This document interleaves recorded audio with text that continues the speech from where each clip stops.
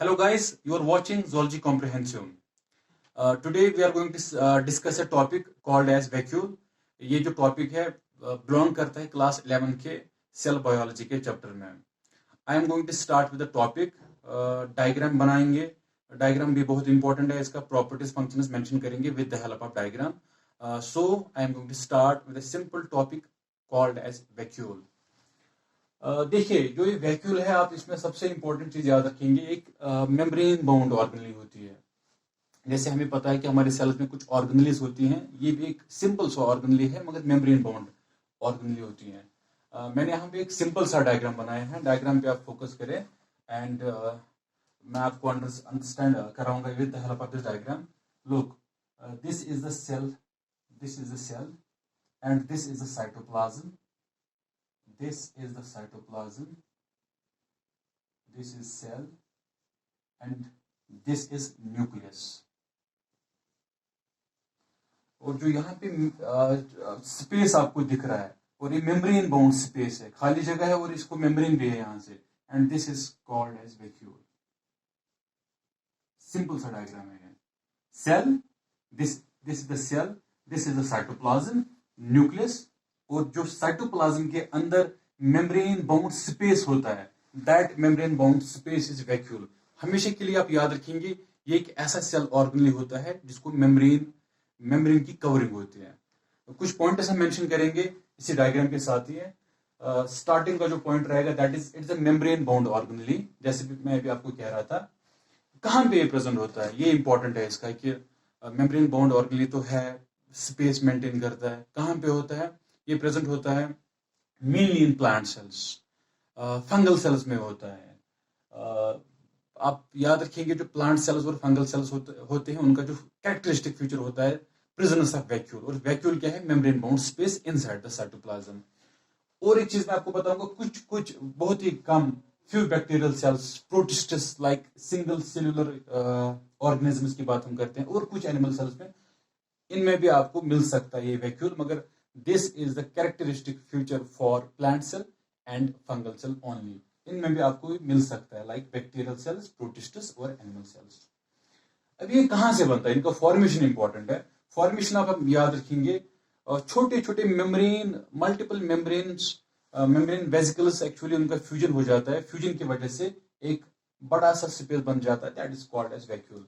मैं यहाँ पे आपको ये पॉइंट आपको समझाऊंगा the fusion of multiple membrane vesicles क्या होता है. आप देखिए, छोटा सा एक membrane bound vesicle is a pouch like structure inside the cytoplasm का हम बात कर रहे हैं. साइटोप्लाज्म के अंदर छोटे छोटे मेम्ब्रेन बाउंड पाउचेस होते हैं जिन्हें हम वेसिकल्स कहते हैं. अगर इन सब का फ्यूजन हो जाएगा, एक बड़ा सा स्पेस बनाएंगे और उस स्पेस का ही नाम होगा vacuole. I hope you will get this. बहुत ही सिंपल मैंने आपको बताया. रिकैप्चुलेट मैं करता हूं आप सबके लिए स्टार्टिंग से. It is a membrane bound organelle mainly present in the plant cell, fungal cell. It can be present in few bacterial cells, protists, animal cells. Formation कैसे होता है?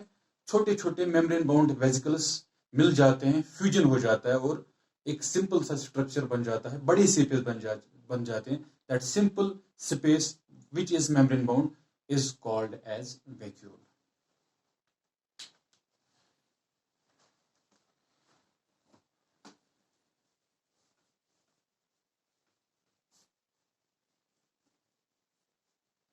अभी आपको पता है, और एक डायग्राम हम बनाएंगे जिसकी वजह से और चीजें सही हो जाएंगी. Look, this is the cell membrane, this is the cell membrane. आप फोकस करेगा पूरा. This is the cell membrane and this is the nucleus, this is the nucleus and this big membrane bound space, this big membrane space with membrane, अपना membrane इसे होता है. It is called as vacuole. इसका नाम है, it is called as vacuole. This is the cytoplasm, this is the cell membrane and this is the nucleus. जो ये space होता है एक्चुअली, आप याद रखेंगे, इसमें क्या होता है, इसमें एक्चुअली कंटेन करता है वाटर को. वाटर को ये कंटेन करता है, जो सेल का अपना वाटर होता है वो उसको कंटेन करता है। कुछ सैप इज ए फ्लूइड जो ट्रांसपोर्ट में मदद करता है, वो टर्गर प्रेशर मेंटेन करता है। That means vacuole contains the water, the SAP, और कुछ एक्सक्रीटरी प्रोडक्ट्स इसमें जाते हैं। Excretory products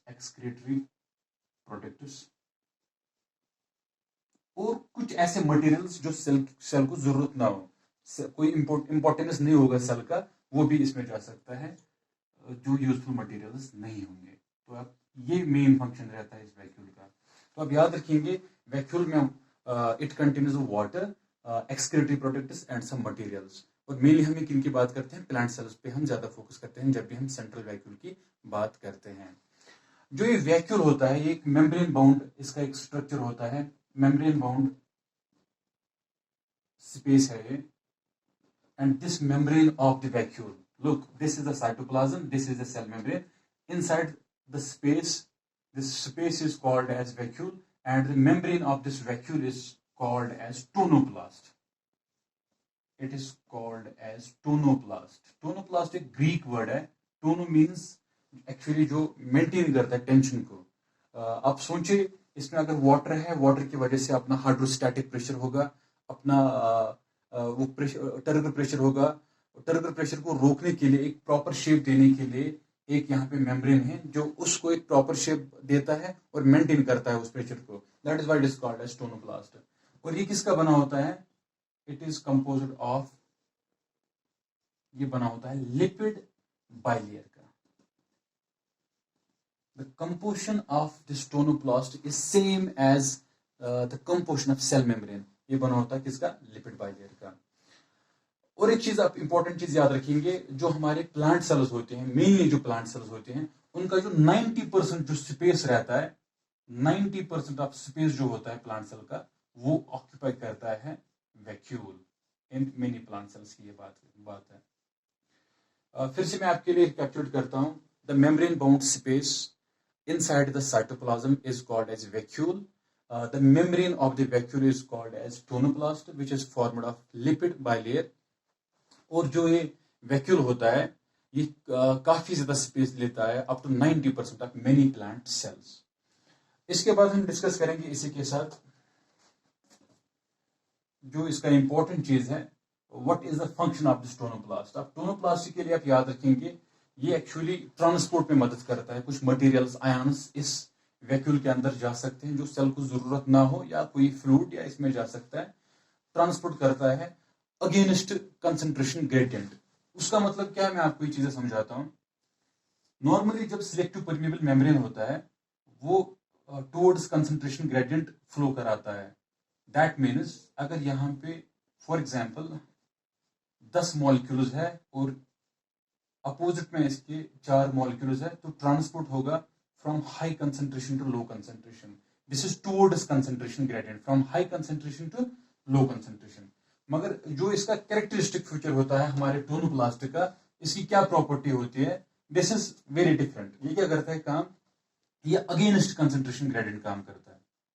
it works against concentration gradient. Gradient means difference between the concentration, difference in concentration actually, against concentration. मतलब क्या इसका, if this is the tonoplast, यहां पे फॉर एग्जांपल 4 मॉलिक्यूल्स या 5 मॉलिक्यूल्स है, और यहां पे फॉर एग्जांपल 10 मॉलिक्यूल्स है।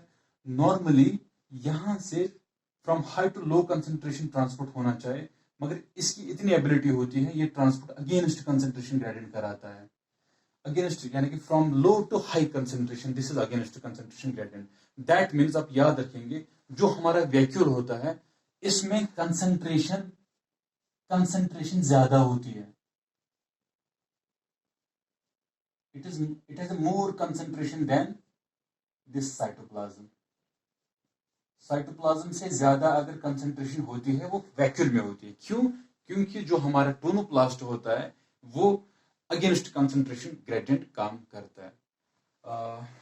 इसके बाद हम और कुछ चीजें मेंशन करेंगे regarding this vacuole.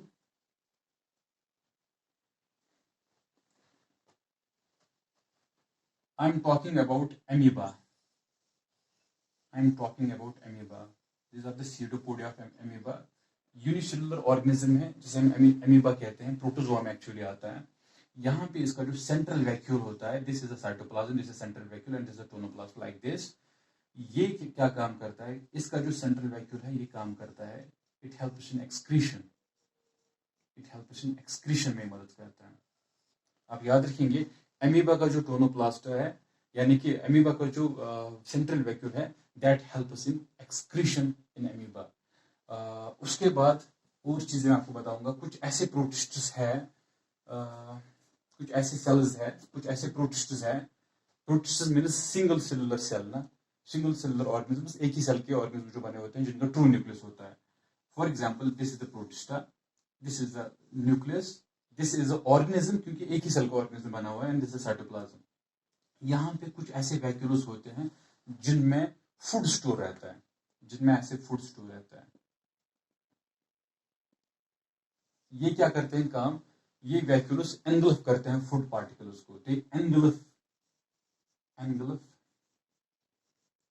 Food particles, engulf करते हैं फूड पार्टिकल्स को, और इन्हें हम कहते हैं, इनका नाम होता है फिर फूड वैक्यूल्स, इनका नाम है फूड वैक्यूल्स। रिकैप्चुलेट में करता हूँ, ओवरऑल इस टॉपिक को हम रिकैप्चुलेट करते हैं। मेम्ब्रेन बाउंड स्पेस होता है, that is called as vacuole. इसमें वाटर होता है, सैप होता है, कुछ एक्सक्रीटरी प्रोडक्ट्स होते हैं। 90% ऑफ स्पेस ऑक्यूपाई कर सकता है प्लांट सेल्स में। और जो ये वैक्यूल होता है, इसका जो मेम्ब्रेन होता है, that is called as tonoplast, that is formed of lipid bilayer. वो क्या करता है काम, फैसिलिटेट करता है transport of materials, ions against concentration gradient from this cytoplasm to this vacuole. इसका मतलब कंसंट्रेशन साइटोप्लाज्म से ज्यादा वैक्यूल में होगा। उसके बाद हमने मेंशन किया जो हमारा एमीबा है, that comes in protista, single cellular organism. उसका जो वैक्यूल होता है, दैट हेल्प्स इन एक्सक्रीशन। उसके बाद लास्ट का जो पॉइंट है, that was many of cells in Protista, वो क्या करते हैं काम, एंगल्फ करते हैं फूड पार्टिकल्स इन ही वैक्यूल्स में। अगर फूड पार्टिकल एंगल्फ है वैक्यूल में, उन वैक्यूल का नाम होता है food vacuole. This was all about vacuole. Thank you so much.